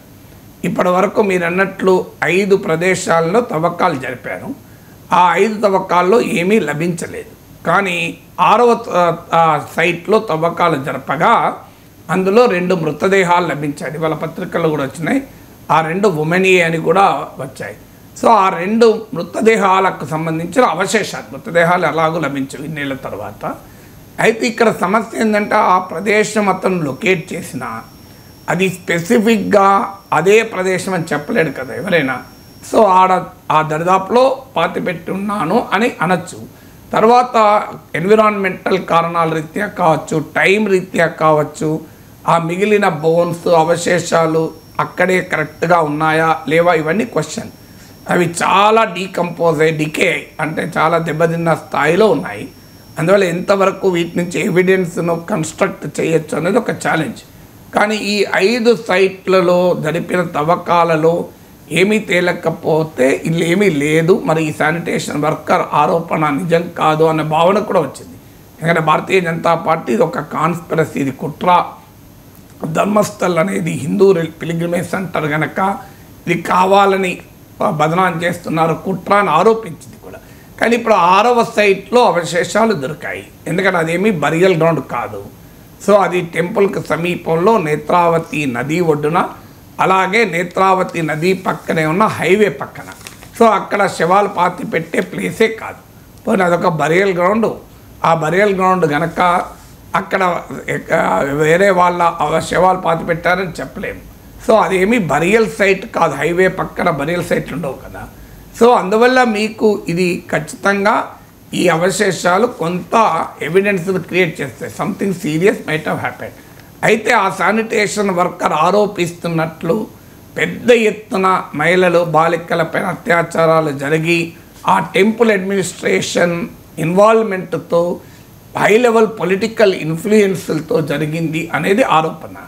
సో అది ఎస్టాబ్లిష్ అవుతుందా అంటే నెంబర్ ఎంత, స్థాయి ఎంత, మ్యాగ్నిట్యూడ్ ఎంత అనేది చెప్పలేం. కానీ ఈ 2 మృతదేహాలు దొరకడం కూడా ఒక రకంగా క్రైమ్ జరిగి ఉంటుంది. ఆ క్రైమ్ తీవ్రత విషయంలో తెలియదు మనకి. ఇంకా క్రైమ్ జరిగింది అనడానికి 6వ సైట్లో జరిపిన ఎక్స్కవేషన్ తవ్వకాలు చాలా చాలా కీలకమైనవి. అయితే ఇప్పటి వరకు ఎవరు కూడా మిస్సింగ్ ఉమెన్ కంప్లైంట్ ఇచ్చిన వాళ్ళు కూడా ముందుకు రావడం లేదు. అంటే వాళ్ళని బెదిరిస్తున్నారా, భయపెడుతున్నారా కూడా తెలియదు. ఒక్కరే వచ్చారు, సుజాత భట్ అనే ఒక అనన్య అని నా కూతురు ఆ టైంలో డిసప్పియర్ అయ్యారు 2004లో 2003లో అని ఆ మొక్కతి మాత్రమే ముందుకు వచ్చింది. ఇప్పుడు ఇంకా కొంతమంది ముందుకు వస్తారా లేదా తెలియదు. ఎందుకంటే ఆ కుటుంబాలు ముందుకు వస్తే కాస్త ఈ కేసు బలపడటానికి అవకాశం ఉంటుంది. బట్ డెఫినెట్గా న్యాయం జరుగుతుందన్న హోప్ మాత్రం ఇది క్రియేట్ చేసింది. ఎందుకంటే ఇది నిజమే అయి ఉంటే చాలా పెద్ద సీరియస్ క్రైమ్. అందుకే దీన్ని మతం కోణంలో దీన్ని దాచిపెట్టి మతం పేరు చెప్పి దేవుని పేరు చెప్పి దీన్ని దాచిపెట్టకూడదు. ఎందుకంటే ఇది మతంతో సంబంధించిన నేరం కాదు, దైవంతో సంబంధించిన నేరం కాదు. దైవం దగ్గర కూడా కొంతమంది దుర్మార్గులు ఉండొచ్చు కదా. సో దైవం దగ్గర కూడా కొంతమంది దయ్యాలు ఉండొచ్చు కదా. అందువల్ల మన నేరాన్ని నేరంగా చూడాలి, మతంతో సంబంధం లేదు. ఇక్కడ జరిగింది కదా అని ధర్మస్థల అనే పవిత్ర పుణ్యక్షేత్ర విశిష్టతను తగ్గించాల్సిన అవసరం లేదు. కానీ అదే సమయంలో ఇది ధర్మస్థల కనుక ఇక్కడ అధర్మం జరిగినా దాచిపెడతాం, ఇది హిందూ పిలిగ్రిమేజ్ సెంటర్ కనుక ఇక్కడ మారణహోమం జరిగినా దాచిపెడతాం అనడం కూడా కరెక్ట్ కాదు. క్రైమ్ను క్రైమ్గా చూడాలి, పిలిగ్రిమ్ సెంటర్ను పిలిగ్రిమ్ సెంటర్గా చూడాలి. ఈ రెండింటిని కలిపి చూడకూడదు. క్రైమ్ అనేది ఎక్కడైనా జరగచ్చు, భారీగా జనం వచ్చే చోట క్రైమ్ జరిగే స్కోప్లు ఎక్కువ ఉంటాయి. ఎందుకంటే క్రైమ్ చేసిన వాడు తప్పించుకోవడానికి అవకాశం ఉంటుంది కనుక. అందువల్ల ఇప్పుడు ఇది పెద్ద మాఫియా ఇన్వాల్వ్ అయితే తప్ప ఇంత పెద్ద ఎత్తున జరగదు. ఎందుకంటే చాలా పెద్ద సంఖ్యలో భక్తులు వచ్చేటువంటి ప్లేసు, విఐపీలు వచ్చేటువంటి ప్లేస్ కనుక ఇంత పగడబందీగా మాఫియా ఆపరేషన్ జరిగితే తప్ప సాధ్యం కాదు. అందువల్ల ఈ శానిటేషన్ వర్కరు ఎందుకు దీన్ని రైజ్ చేస్తాడు, ఆయన వెనకాల ఎక్స్టర్నల్ ఫోర్సెస్ ఏవైనా ఉన్నాయా, ఆయనే ఆనెస్ట్గా చెప్తున్నాడా, ఇవన్నీ క్వశ్చన్సే. స్టిల్ ఇన్వెస్టిగేషన్ క్లోజ్ కాలేదు. ఈ 6th సైట్లో లభించిన తవ్వకాల్లో లభించినటువంటి ఆ సాక్ష్యాలు very very significant. It directs towards possible crime, అంటే నేరం జరిగి ఉండవచ్చు అనే దానికి ఇది సూచనాప్రాయం. అయితే నేరం తీవ్రత శానిటేషన్ వర్కర్ ఆరోపిస్తున్నంత తీవ్ర స్థాయిలో జరిగిందా, అయినా ఎస్టాబ్లిష్ చేయగలమా, ఎవిడెన్స్ సరిపోతుందా, ఇవన్నీ ఇప్పటికైతే క్వశ్చన్సే. Yes sir. ఇక ట్రంప్ మరోసారి నోరు పారేసుకున్నారు సార్. భారత్ రష్యాలు ఇవి మృత ఆర్థిక వ్యవస్థలు అంటే డెడ్ ఎకానమీ అంటూ ఆయన విమర్శించారు. మరి ఈ విమర్శల వెనుక ట్రంప్ ఆంతర్యం ఏమై ఉండొచ్చు సార్? అంతర్యం కన్నా ఇది ఉన్మాదము, దుర్మార్గము. నేను కూడా చూశాను, India and Russia dead economies, వాళ్ళు ఇద్దరు కలిసి మునగండి అంటున్నాడు. ఐ డోంట్ కేర్, నేను ఇండియాతో వాణిజ్యం చేయడమే తక్కువ, అసలు రష్యాతో అసలు వ్యాపారమే చేయడం లేదు, ఇద్దరు కలిసి చావండి అంటున్నాడు. ఒక ఫ్రెండ్లీ కంట్రీని డెడ్ ఎకానమీ అని పోల్చడము, ఇద్దరు కలిసి మునగండి చావండి అనడము, అసలు ట్రంప్ పట్ల భారత వైఖరి ఎలా ఉండాలనడానికి ఇదొక్కటి సరిపోతుంది. అన్ఫార్చునేట్లీ ఇప్పటికీ మోడీ ట్రంప్ అని పేరు పెట్టి విమర్శించడం లేదు. అన్ఫార్చునేట్ ఇది. ఎందుకంటే అంత ధైర్యస్తుడని చెప్పే నరేంద్ర మోడీ ట్రంప్ గురించి ఎందుకు మాట్లాడతలేడు అనేది క్వశ్చనే. ఎందుకంటే ట్రంప్ గెలిపించడంలో భారతీయ జనతా పార్టీ ఆశలు ఆకాంక్షలు కూడా ఉన్నాయి. అబ్కి బార్ ట్రంప్కి సర్కార్ అన్నారు, హౌడీ మోడీ అన్నారు, నమస్తే ట్రంప్ అన్నారు, అసలు మామూలుగా లేదు కదా. అలాంటిది ఇవాళ నరేంద్ర మోడీ ప్రభుత్వం ఎందుకు మాట్లాడదు? ఇంత అన్యాయంగా భారతదేశాన్ని డెడ్ ఎకానమీ, అసలు మొదలు is it factually correct? So భారతదేశ ఆర్థిక వృద్ధి రేటు ఈవెన్ టుడే అమెరికా వృద్ధి రేటు కన్నా 2 to 3 times ఎక్కువ అని చెప్పి నేను అమెరికా కన్నా గొప్ప ఆర్థిక వ్యవస్థ ఇండియాది అనడం లేదు. ఎందుకంటే America size of the economy వేరు, India size of the economy వేరు. మనది $3-4 trillion మధ్యలో ఉంటే వాళ్ళది 29-30 trillion. అంటే సుమారుగా రఫ్గా చెప్తున్నాను, సబ్జెక్ట్ వెరిఫికేషన్, మన ఎకానమీ కన్నా 10 రెట్లు పెద్దది అమెరికన్ ఎకానమీ. అందువల్ల పర్సంటేజెస్ ద్వారా మనం కంపేర్ చేయలేం. కానీ అదే సమయంలో India is not a dead economy అనటానికి మాత్రం ఈ కంపారిజన్ చేస్తున్నాను నేను. అంటే నేను మీడియాలో చదివాను నిన్న, ప్రపంచ ఆర్థిక వృద్ధి రేట్లో మొత్తం ప్రమాణంలో 17% ఇండియాలోనే సాధ్యమైంది. అందులో world economic output growth rate కన్నా కూడా 2 to 3 times ఎక్కువ. అందువల్ల India is not a dead economy. Indian ఎకానమీకి ఉన్న ఛాలెంజెస్ ఉన్నాయి, లేవని నేను అంటలేను. జాబ్స్ ఒక ఛాలెంజ్గా ఉంది, మీకు ఫుడ్ ఇన్ఫ్లేషన్ ఒక ఛాలెంజ్గా ఉంది. ఇండియన్ ఎకానమీ ఛాలెంజెస్ ఉన్నాయి, కానీ ట్రంప్ చెప్తున్న డెడ్ ఎకానమీ కాదు. అందులో ఆ మాటకొస్తే అమెరికన్ ఎకానమీ ట్రంప్ వచ్చాక ఘోరంగా దెబ్బతింటుంది. డాలర్ వాల్యూ ఇప్పటికీ వరల్డ్ కరెన్సీస్తో పోలిస్తే, డాలర్ ఇండెక్స్ అంటారు, బాస్కెట్ ఆఫ్ 6 ఇంటర్నేషనల్ కరెన్సీస్తో 6 ప్రపంచంలోని ముఖ్య కరెన్సీలతో పోలిస్తే అది 2025లో నియర్లీ 7% డ్రాప్ అయింది. డాలర్ ఏమో రోజు రోజుకు వాల్యూ పడిపోతుంది. అమెరికన్ స్టాక్ మార్కెట్స్ అతలాకుతలమవుతున్నాయి, బ్లడ్ బాత్ చూస్తున్నారు. అందువల్ల అమెరికన్ డెట్ 125% ఆఫ్ జీడిపి ఉంది. ఇప్పుడు బిగ్ అండ్ బ్యూటిఫుల్ బిల్ ద్వారా మరో $3 trillion పెరగబోతోంది. ఆయన ఫస్ట్ టైం ప్రెసిడెంట్గా ఉన్నప్పుడు సుమారు $8 trillion పెంచాడు అప్పును. ఇప్పుడు ఒక్క బిగ్ అండ్ బ్యూటిఫుల్ బిల్ ద్వారానే $3 trillion అప్పు పెంచబోతున్నాడు. సో అమెరికా అప్పు సివియర్ పెరుగుతూ పోతుంది, అమెరికన్ డాలర్ వాల్యూ పడిపోతుంది, అమెరికన్ స్టాక్ మార్కెట్స్ అతలాకుతలమవుతున్నాయి. అమెరికాకున్న హైయెస్ట్ క్రెడిట్ రేటింగ్, అంటే అప్పించడానికి క్రెడిట్ వర్తీనెస్ను క్రెడిట్ రేటింగ్ అంటారు. క్రెడిట్ రేటింగ్ ఫిచ్, మూడీస్ అన్ని రేటింగ్ సంస్థలు అమెరికా క్రెడిట్ రేటింగ్ను తగ్గించాయి. చరిత్రలో ఈ 50-60 ఏళ్లలో మొదటిసారి అనుకుంటాను అమెరికా క్రెడిట్ రేటింగ్ను హైయెస్ట్ స్థాయి నుంచి తగ్గించారు. ఈవెన్ టుడే నిన్నకాక మొన్న మోడీస్ రిపోర్ట్ కూడా అమెరికాలో రిసెషన్ వచ్చే అవకాశాలు 48% అని చెప్తోంది. సో అమెరికన్ ఎకానమీలో ఇన్ని ఛాలెంజెస్ ఉంటే మన అమెరికన్ ఎకానమీ డెడ్ ఎకానమీ అనగలమా? సో ప్రతి ఎకానమీలో ఛాలెంజెస్ ఉంటాయి. ఇక అమెరికా ట్రంప్ చెప్తున్నట్లు మరి ఇండియాతో ట్రేడే లేకపోతే ఇండియా మీద శాంక్షన్స్ ఎందుకు, టారిఫ్లు ఎందుకు? If you don't care why are imposing taxes, why are imposing tariff, దానికి ఆన్సర్ ఉండాలి కదా. సో అందువల్ల ట్రంప్కి అర్థం కావాలి, ఇండియా అమెరికా ట్రేడ్ $130 billion, అంటే 13,000 కోట్ల డాలర్లు. ఇందులో $88 billion India exports to America, $42 billion మాత్రమే India imports from America.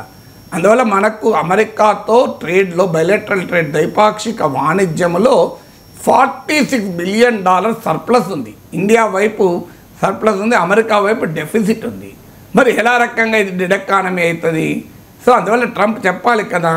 So అందువల్ల ఈ dead mind, sick mind, dead economy అనటానికి that only reflects Trump sick mind. Trump ఇలా ఎందుకు బరితెగించిపోతున్నాడు రోజు రోజుకు అంటే భారత ప్రభుత్వం ఇప్పటికీ కూడా ఏమీ అనలేకపోవడమే.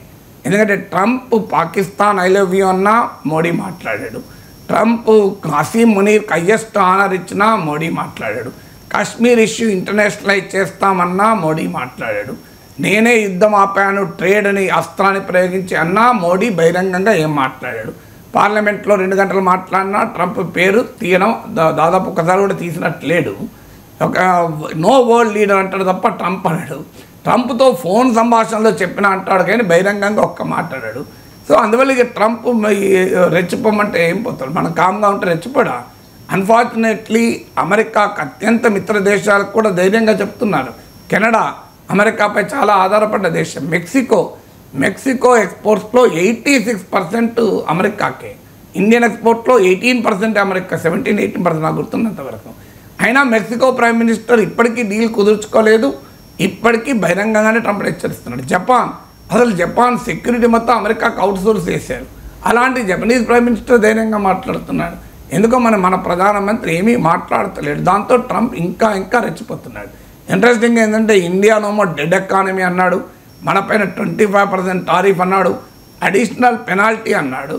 ఇప్పుడు పాకిస్తాన్తో డీల్ కుదుర్చుకున్నాడు. అమెరికా పాకిస్తాన్ కలిసి ఆయిల్ రిఫైనరీ సెక్టార్ను డెవలప్ చేస్తారట. A day will come Pakistan will sell oil to India అంటున్నాడు. అంటే భారతదేశం పనికి మాలిన దివాలా తీసిన దివాలా కోర్ పాకిస్తాన్ పైన ఆయిల్ కొరకు ఆధారపడాలన్నది ట్రంప్ కోరిక. ఇప్పటికైనా భారత ప్రభుత్వానికి అర్థం చేసుకోవాలి, అమెరికాతో సాగిలపడే, అమెరికాతో రాజీ పడే ఫారిన్ పాలసీ దేశానికి ప్రమాదకరం. Trump understands only the language of strength. ఇలా మీరు చైనాకి ఎలా వింటున్నాడు, పుటిన్కి ఎందుకు వింటున్నారు, పుటిన్ జస్ట్ డోంట్ కేర్ అన్నాడు. ఎందుకు వింటున్నారు, వాళ్ళు లాంగ్వేజ్ ఆఫ్ స్ట్రెంగ్త్ ఆన్సర్ చెప్తున్నాడు.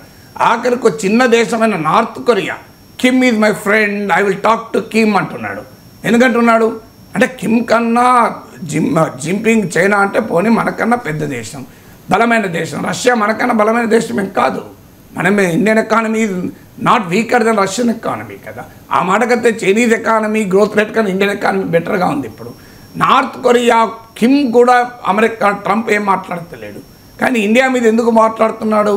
నార్త్ కొరియాను కూడా డెడ్ ఎకానమీ అనలే, ఇండియాను అంటున్నాడు. ఇరాన్ కూడా డెడ్ ఎకానమీ అనలే, ఎందుకంటే వాళ్ళు ఆన్సర్ చేస్తున్నారు. నువ్వు ఒకటంటే నేను రెండంటే అంటున్నారు.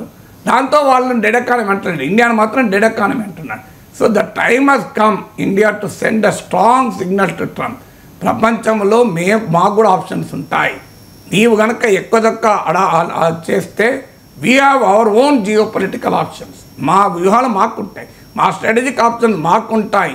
ఒకప్పటిలాగా భారతదేశం నాన్ అలైన్ మూమెంట్కు మళ్ళీ నాయకత్వం వహించి అమెరికా బాధిత దేశాలందరినీ ఐక్యం చేసి ప్రపంచంలో వర్తమాన దేశాలకు ఒక లీడర్గా, ఛాంపియన్గా ఉండాల్సిన సమయం ఆసన్నమైంది. ఆ ధైర్యము, ఆ సాహసాన్ని మోడీ ప్రభుత్వం చూపెట్టాల్సిన సమయం ఆసన్నమైంది. Yes sir.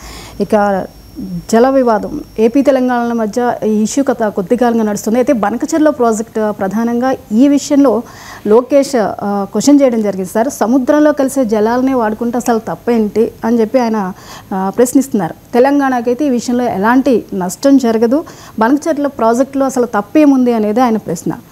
ఈ విషయంలో తెలంగాణ అభివృద్ధిని అడ్డుకోలేదు అంటున్నారు. అంతేకాకుండా అసలు కాళేశ్వరం ప్రాజెక్టుకి అనుమతులతోనే కట్టారా అంటూ ఆయన ఒక స్టేట్మెంట్ ఇచ్చారు. మరి కాళేశ్వరాన్ని అనుమతులు తీసుకున్నారా అన్న ఈ స్టేట్మెంట్ని ఎలా చూడొచ్చు సార్?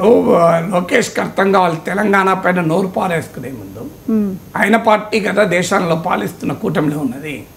కాళేశ్వరంకి అనుమతులు లేకపోతే మహారాష్ట్ర బీజేపీ ముఖ్యమంత్రి కూడా వచ్చాడు కదా కాళేశ్వరం ప్రారంభానికి. మరి బీజేపీ మిత్రపక్షమే కదా, అడగాల్సింది ఆయన నరేంద్ర మోడీని, అడగాల్సింది కేంద్ర ప్రభుత్వాన్ని. మళ్ళీ తెలంగాణను అడిగితే వస్తుంది, మీరు కాళేశ్వరానికి అనుమతి లేకుండా కడితే మీ మిత్రపక్షమైన భారతీయ జనతా పార్టీకి చెందిన మహారాష్ట్ర ముఖ్యమంత్రి ఎందుకు వచ్చాడు దాని ప్రారంభానికి? మీ మిత్రపక్షమైన బీజేపీయే కేంద్రంలో అధికారంలో ఉంది కదా. బనకచెర్ల విషయంలో ప్రీ ఫీజిబిలిటీ రిపోర్ట్ను బీజేపీ నాయకత్వంలోని తెలుగుదేశం కూడా భాగస్వామిగా ఉన్న ఎన్డీఏ కేంద్ర ప్రభుత్వమే తిప్పి పంపింది కదా. మరి కాళేశ్వరం విషయంలో కూడా ఎన్డీఏని యాక్షన్ తీసుకోమనండి. సో ఎవరు కాదంటున్నారు లోకేష్ను? సో అప్పుడంటే మీరు మిత్రపక్షం కాదు, ఇప్పుడు మీరు మిత్రపక్షమే కదా. ప్రాబ్లం ఉన్నది, మీరు ఆంధ్రప్రదేశ్లో అధికారంలో ఉన్నారు, కేంద్రంలో అధికారంలో మీరే ఉన్నారు. తెలంగాణలో కాంగ్రెస్ ప్రభుత్వము, బీజేపీ అయితే కాంగ్రెస్ ప్రభుత్వానికి సహకరించదు. మీకు బ్రహ్మాండమైన అవకాశం కదా. మరి అలాంటప్పుడు బనకచెర్ల ప్రీ ఫీజిబిలిటీ రిపోర్టు కేంద్రం ఎందుకు తిరస్కరించింది? అది అడగాల్సింది మోడీ ప్రభుత్వాన్ని కదా. మోడీ ప్రభుత్వాన్ని ఒక్క మాట కూడా అడగలేక తెలంగాణ పైన నోరు పారేసుకుంటే ఏమొస్తుంది? ధైర్యం అంటే మోడీని అడగాలి. ఏమయ్యా బనకచెర్ల మేము సముద్రంలో కలిసే నీళ్ళనే వాడుకుంటా అంటే మీ ప్రభుత్వం ఎందుకు తిప్పి పంపుతుంది, మీ ఎన్విరాన్మెంట్ మినిస్టర్ చెప్పండి అని మోడీని అడగాలి. మోడీని అడిగే ధైర్యం లేకపోతే తెలంగాణ మీద పడితే ఏమొస్తుంది? మీకు తెలంగాణ తెలుగు వాళ్ళంతా నాకు కావాలి అంటూ హైదరాబాద్లోనే నివాసం ఉంటూ తెలంగాణ ప్రాజెక్టు పైన నోరు పారేసుకోవడం ఆవేదన కలిగించే అంశం. ఎందుకంటే కాళేశ్వరానికి అనుమతులు లేకుండా కట్టారా అంటే అనుమతులు లేకపోతే మీరు కోర్టుకు వెళ్ళండి, సుప్రీంకోర్టుకు. ఇప్పుడు బనకచెర్ల పైన రేవంత్ రెడ్డి చెప్తున్నాడు కదా, మేము ఒకవేళ కనుక న్యాయం జరగకపోతే కేంద్ర ప్రభుత్వం వద్ద మేము కోర్టుకైనా వెళ్తాం అంటున్నాడు కదా. మీరు కూడా వెళ్ళండి. ఎవరు వద్దంటున్నారు? ఎందుకు మరి ఆంధ్రప్రదేశ్లో అధికారంలో ఉండి కూడా కాళేశ్వరం పైన కోర్టుకు ఎందుకు వెళ్ళలేదు? దీనికి ఆన్సర్ చెప్పాలి కదా. సో ఇక సముద్రంలో కలిసే నీళ్ళనే వాడితే తప్పేమి లేదు లోకేష్ చెప్పినట్లు. అదే తేల్చమని అడుగుతున్నారు తెలంగాణ ప్రభుత్వం. తెలంగాణ ప్రభుత్వం వేరేది ఏమి అడగడం లేదు. దాన్ని తెలంగాణలో పార్టీలు బనకచెర్ల కట్టవద్దు కట్టాలన్నది కాదు, సముద్రములో కలిసే నీళ్ళెన్ని, గోదావరిలో నీటి అందుబాటు ఎంత, ఏ రాష్ట్రం వాటా ఎంత, కృష్ణానదిలో నీటి అందుబాటు ఎంత, న్యాయంగా ఏ రాష్ట్రం వాటా ఎంత అని ట్రిబ్యునల్ ద్వారా పరిష్కరించి ఎవరి ప్రాజెక్టులు వాళ్ళు కట్టుకోండి అంటున్నారు. మా తెలంగాణ ముఖ్యమంత్రి ఇంకో ఆఫర్ కూడా ఇచ్చారు, మాకు 1000 టీఎంసీలు గోదావరిలో వదిలేయండి, 500 టీఎంసీలు కృష్ణా వదిలేయండి, మొత్తం మీరే తీసుకోండి అంటున్నారు. ఇక ప్రాబ్లం ఏంటి? ఇప్పుడు 1000 టీఎంసీలు సముద్రంలో కలుస్తున్నాయని లోకేష్ చెప్తున్నప్పుడు ఒక 1000 టీఎంసీలో తెలంగాణకి ఇచ్చేది మొత్తం వాడుకోమని తెలంగాణ ప్రభుత్వం ఆఫర్ ఇచ్చాక ఇక మరి ఇబ్బంది ఏంటి అంటున్నా. దానికి ఒప్పుకోవచ్చు కదా, వెంటనే ఒక ఎంఓయూ కుదుర్చుకోవచ్చు కదా. కేంద్ర ప్రభుత్వం దగ్గరికి అపెక్స్ కౌన్సిల్ మీటింగ్ పెట్టించి ఇంకా 1000 టీఎంసీలు గోదావరిలో తెలంగాణ వాడుకుంటుంది, మిగతా అన్ని వరద జలాలు సముద్రంలో కలిసేటి కలవని అన్నీ మేమే తీసుకెళ్తామనండి, ఆంధ్రప్రదేశ్ బ్రహ్మాండంగా వాడుకోవచ్చు కదా. అందువల్ల ఇష్యూ వల్ల ఆంధ్రప్రదేశ్ ప్రజలకు అవసరమైన ప్రాజెక్టులు కట్టవద్దని కాదు, కట్టాలి. దానిపైన పాలిటిక్స్ ఆడుతున్నారు, తెలంగాణలో రెచ్చగొడుతున్నారంటే అందరూ రెచ్చగొడతారు. రెచ్చగొట్టంది ఎవరు? రెచ్చగొట్టండి ఇటైనా రెచ్చగొడతారు, అటైనా రెచ్చగొడతారు. రెచ్చగొట్టడం పక్కకు పెట్టండి. మీరు అధికారంలో ఉన్నారు, కేంద్రం మీ చేతిలో ఉంది, కూర్చొని పెట్టండి, తొందరగా తేల్చండి ట్రిబ్యునల్లో. తెలంగాణ వాటంతా ఆంధ్రప్రదేశ్ వాటంతా పరిష్కరించండి, ఎవరి ప్రాజెక్టులు వాళ్ళు కట్టుకుందాం. 2 తెలుగు రాష్ట్రాల ప్రజలు సుభిక్షంగా ఉండాలి కదా. ఆ ప్రయత్నం చేయకుండా పొలిటికల్ అటాక్ చేస్తే ఎట్లా? అయినా తెలంగాణ ఆపలేదు, బనకచెర్ల కేంద్రం ఆపింది. బీజేపీ ప్రభుత్వం బనకచెర్ల పైన ఆంధ్రప్రదేశ్ ప్రభుత్వం పంపిన ప్రీ ఫీజిబిలిటీ రిపోర్ట్ను రిజెక్ట్ చేసింది. రేవంత్ రెడ్డి కాదు, తెలంగాణ అభ్యంతరం చెప్పినట్టు తెలంగాణ మీద పడితే ఎట్లా? కేంద్రం కదా అభ్యంతరం చెప్పింది. మీరు ఏదన్నా తెలుసుకోండి, మోడీ దగ్గర తెలుసుకోండి. ఎస్. ఇకపోతే ఓపీఎస్ ఎన్డీఏకి గుడ్ బై చెప్పారు సార్, ఏ పార్టీతోనూ పొత్తు లేదు అని చెప్పి కూడా అంటున్నారు. సో ఇది తమిళనాడు రాజకీయాలపై ఎలాంటి ప్రభావం చూపుతుంది? మిత్రపక్షాలతో బీజేపీ వ్యవహరించే సరళి విషయంలో ఏ రకమైన సంకేతాలను ఇస్తుంది సార్? అంటే పన్నీర్ సెల్వన్ అని మనందరికీ తెలుగులో కూడా చాలా ఫేమస్. ఆ మధ్యకాలంలో శశికళ జైల్లో ఉన్నప్పుడు జోకులు మీములు కూడా వచ్చాయి, నీకు ఏ ఫుడ్ కావాలంటే ఎనీథింగ్ వితౌట్ పన్నీర్ అని. సో అలా ఈయన విచిత్రం ఏంటంటే ఆరోపణ ఏంటంటే ఇటీవల నరేంద్ర మోడీ వచ్చాడు రాజేంద్ర చోళుని జయంతి ఉత్సవాలకు. సో వచ్చినప్పుడు మోడీ అపాయింట్మెంట్ అడుగుతుంది, ఇవ్వలేదట. అంటే మిత్రపక్షాలతో బీజేపీ ఎలా ఉంటుంది అనడానికి ఒక క్లాసిక్ ఎగ్జాంపుల్ ఎపిసోడ్ ఓపీఎస్. ఇదే పన్నీర్ సెల్వన్ జయలలిత మరణానంతరం ఇతన్ని ముఖ్యమంత్రిగా నిలపటానికి, శశికళను ముఖ్యమంత్రిగా రాకుండా చేస్తానికి అప్పటి మహారాష్ట్ర గవర్నర్ అయిన విద్యాసాగర్ రావు వారం రోజుల దాకా తమిళనాడు రాలే. శశికళ ప్రమాణ స్వీకారం చేయించాలి. నెక్స్ట్ డే జయలలిత చనిపోయిన తెల్లారే ఏఐఏడీఎంకే శాసనసభా పక్షం శశికళను నాయకురాలుగా కూడా ఎన్నుకున్నారు.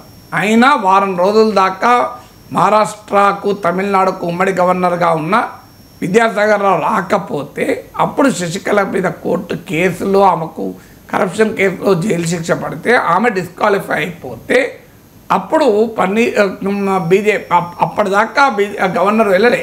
అందువల్ల పన్నీర్ సెల్వన్ ఉపయోగించుకొని ఏడీఎంకేలో వచ్చిన స్ప్లిట్ను తనకు అనుకూలంగా వాడుకోవాలని బీజేపీ ప్రయత్నం చేసింది. అందువల్ల ఇంట్రెస్టింగ్ ఏంటంటే ఏఐడిఎంకేలో ఉన్న పళనిస్వామి పన్నీర్ సెల్వన్ల మధ్య ఘర్షణ ఎప్పటి నుంచో ఉంది. ఇప్పుడు ఆయన ఏడీఎంకేలో ఎక్స్పర్ట్ లీడర్, బహిష్కృత నేత.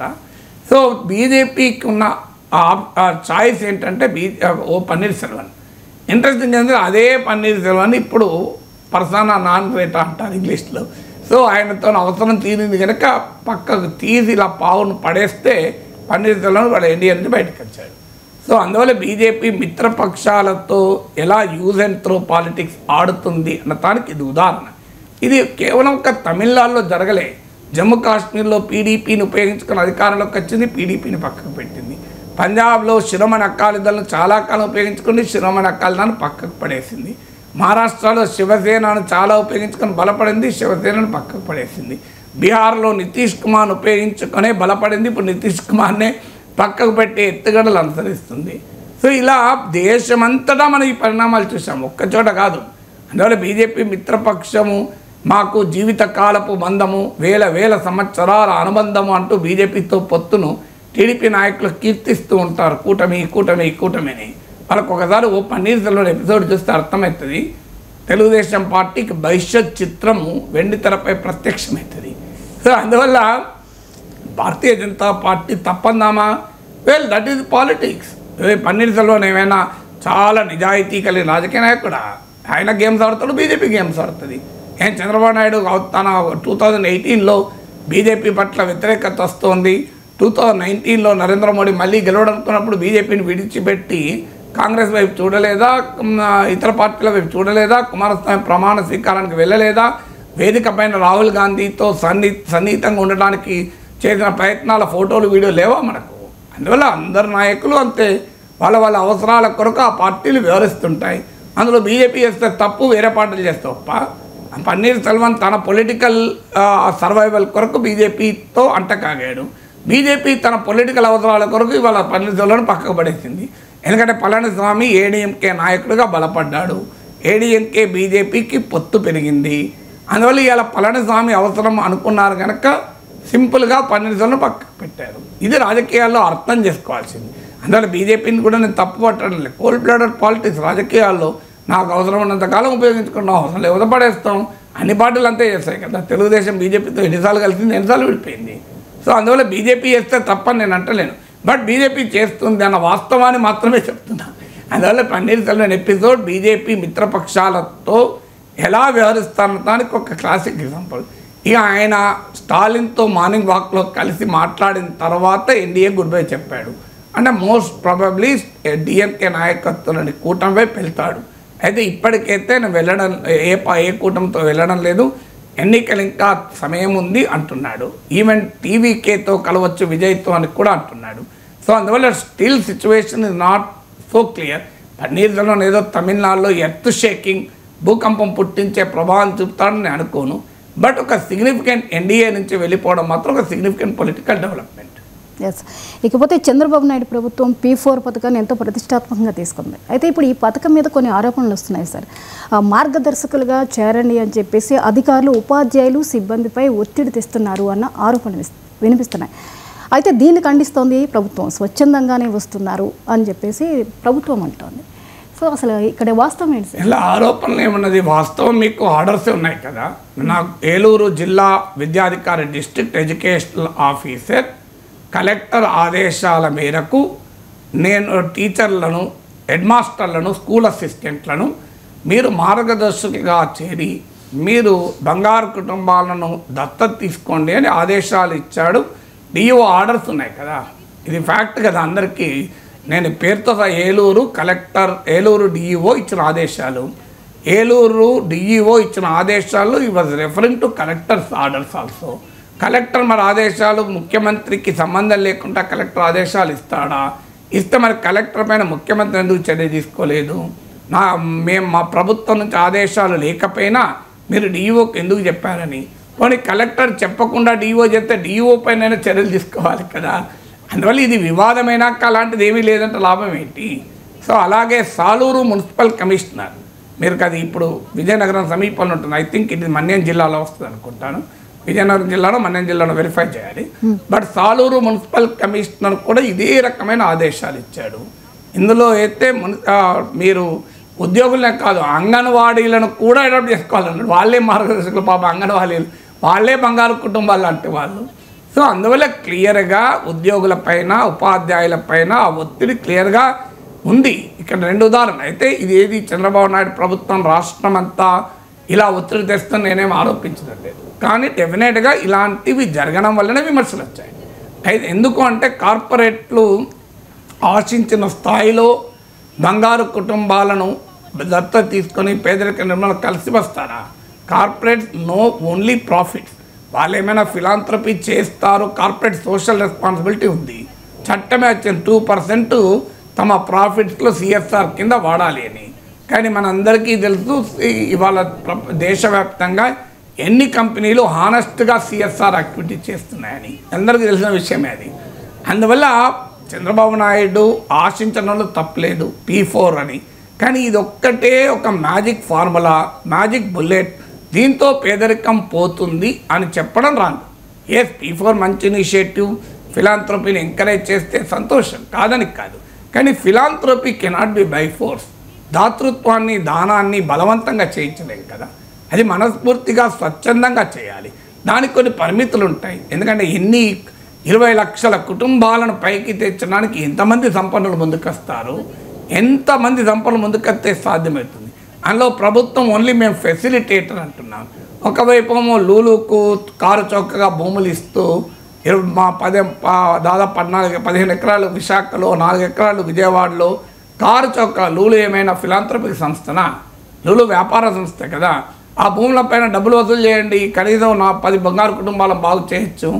ఒకవైపు అదానికి రాయితీలు ఇస్తూ అదాని 1750 కోట్లు జగన్కు లంచం ఇచ్చారన్న ఆరోపణ వచ్చినా దానిపైన కేసు పెట్టి వాటిని వసూలు చేయకుండా, మరోవైపు ఇలా కార్పొరేట్లకు రాయితీలు ఇచ్చినందుకు, మళ్ళీ వాళ్ళ దగ్గర అడుక్కునేందుకు మీరు సహాయం చేయండి, పేదవాళ్ళని బాగు చేయండి అని. వాళ్ళేమో మాకు ప్రభుత్వం సహాయం చేయండి అని కార్పొరేట్లు అడుగుతాయి. మాకు భూములు కారు చౌకగా ఇవ్వండి, లీజుకు 99 ఏళ్ళు, మాకు పవర్ హాలిడే ఇవ్వండి, మాకు ట్యాక్స్ హాలిడే ఇవ్వండి, మాకు జిఎస్టీ హాలిడే ఇవ్వండి, మాకు రోడ్ వేసి పెట్టండి, మాకు వాటర్ ఇవ్వండి, మాకు పవర్ ఇచ్చిపెట్టి అన్ని కార్పొరేట్లేమో రాయితీలు ప్రభుత్వాన్ని అడుగుతాయి. మళ్ళీ ఆ కార్పొరేట్లను ప్రభుత్వం ఏమడుగుతుంది, మీరు పేదలకు సాయం చేయండి అని. వాళ్ళకి ఇచ్చినందుకు రాయితీలు, వాళ్ళని మళ్ళీ అడుక్కునేందుకు. కార్పొరేట్లను లెట్ దెమ్ టు బిజినెస్. మీరు ప్రభుత్వం పైన ఆధారపడకుండా మీరు వ్యాపారం చేయండి అండి. ప్రభుత్వం ఈ పేదలకు ఆ సాయం చేసే పని చేయండి. వాళ్ళకి రాయితీలు ఇచ్చినందుకు మళ్ళీ పేదలకు సాయం చేయమని వాళ్ళని బతిలాడేందుకు, వాళ్ళు చేయకపోతే ఉద్యోగులపైన ఒత్తిడి తెచ్చినందుకు. మీరు లూలు ఉంది, లూలు ఇది commercial organization, is coming for profit, not for philanthropy. Lulu వస్తే చాలా చిన్న దుకాణాలు ఎగిరిపోతాయి. లూలు వాళ్ళ భూమి కొనుక్కోమనండి, ఇబ్బంది ఏంటి? ఆర్టీసీ భూమి ఎందుకు ఇచ్చారు, గవర్నమెంట్ భూమి ఎందుకు ఇచ్చారు? Let them by the land. వాళ్ళు డూయింగ్ బిజినెస్ కదా. వ్యాపారం చేసేవాడికి మన భూములు ఫ్రీగా ఎందుకు ఇవ్వాలి, కారు చౌక ఎందుకు ఇవ్వాలి? సో అదేమన్నా పెద్ద గొప్ప టెక్నాలజీ సంస్థ, పోనీ అదొక విప్లవాన్ని తెస్తుంది అంటే నా అర్థం ఉన్నది. నేను ఈవెన్ టీసీఎస్కి ఇచ్చినా అంత అభ్యంతరం చెప్పలే. ఎందుకంటే టీసీఎస్ ఇది అట్లీస్ట్ టాటా కన్సల్టెన్సీ ఒక ఇన్ఫర్మేషన్ టెక్నాలజీ, ఐటీ రెవల్యూషన్, మధ్యతరగతి బిడ్డల జీవితాలు మారుస్తాయి. లూలు ఏం మారుస్తుంది, ఎవరి జీవితాలు మారుస్తుంది? ఆడ సేల్స్ ఎగ్జిక్యూటివ్ జాబ్లు వస్తాయి. ఆ సేల్స్ పర్సన్ జాబ్లకు ఎంత జీతాలు ఇస్తారో, 50,000 ఇస్తారా, 1,00,000 ఇస్తారా? టీసీఎస్ ఇచ్చే జీతాలు ఇస్తారా లూలులా? టీసీఎస్లనే మీకు తక్కువ జీతాలు ఉన్నాయని గోల పెడుతున్నారు. టీసీఎస్ఏ 12,000 మంది ఉద్యోగులు తీసేస్తాం 2% అంటున్నారు. టీసీఎస్కు ₹1 లీజ్ ఇచ్చి టీసీఎస్ ఉద్యోగాలు కల్పిస్తుంది అంటున్నారు. టీసీఎస్ ఉన్న ఉద్యోగులు తీసేస్తుంది. సో అందువల్ల అయినా పోనీ టీసీఎస్ అంటే అర్థం ఉంది, ఇన్ఫర్మేషన్ టెక్నాలజీ ఆ రంగం అభివృద్ధికి కావాలి. ఈ షాపింగ్ మాల్ వల్ల దేశ ఎకానమీ వాల్యుయేషన్ ఏమవుతుంది? షాపింగ్ మాల్స్ వల్ల దేశంలో పెద్ద ఉత్పాదక శక్తి పెరుగుతుందా? ప్రజల జీవితాలు గణనీయంగా మారుతాయా? మీరు లెడ్డం లోలుకు అనుమతులు ఇవ్వడానికి నేను వ్యతిరేకం కాదు. అనుమతులు ఇవ్వండి, వాళ్ళు భూమి కొనుక్కుంటారండి మార్కెట్ రేటుకు. వాళ్ళ ఫ్రీగా ఎందుకు ల్యాండ్ ఇవ్వాలి? పోనీ మీరు ల్యాండ్ వాళ్ళు కొనుక్కోవడం ఇబ్బంది అవుతుంది అనుకో, మీరు ఇవ్వండి, కానీ మార్కెట్ రేట్ వసూలు చేయండి. దే కెన్ ఎఫోర్డ్ కదా. లేదంటే కనీసం ల్యాండ్ ఇచ్చినందుకు ఆర్టీసీ ల్యాండ్ 4 ఎకరాలు ఇస్తారు విజయవాడలో వచ్చే లూలు మాల్లో ఆర్టీసీకి 10% షేర్ ఇవ్వమనండి, ప్రపోర్షనేట్గా ఇచ్చిన ల్యాండ్కి అనుగుణంగా. విశాఖలో ప్రభుత్వ భూములు ఇస్తున్నారు, ఆ లూలు బిజినెస్లో లాభాల్లో వాటా ఇవ్వమనండి ప్రభుత్వానికి. ఆ వచ్చిన డబ్బులతో బంగారు కుటుంబాలను బాగు చేద్దాం. సో ఇలా కార్పొరేట్లను బంగారం ఇచ్చి కార్పొరేట్లు ఆదుకునేందుకు, మళ్ళీ వాళ్ళని బంగారు కుటుంబాలకు సహాయం చేయమని అడుగుడు ఎందుకు? Okay sir, thank you so much Nageshwar గారు.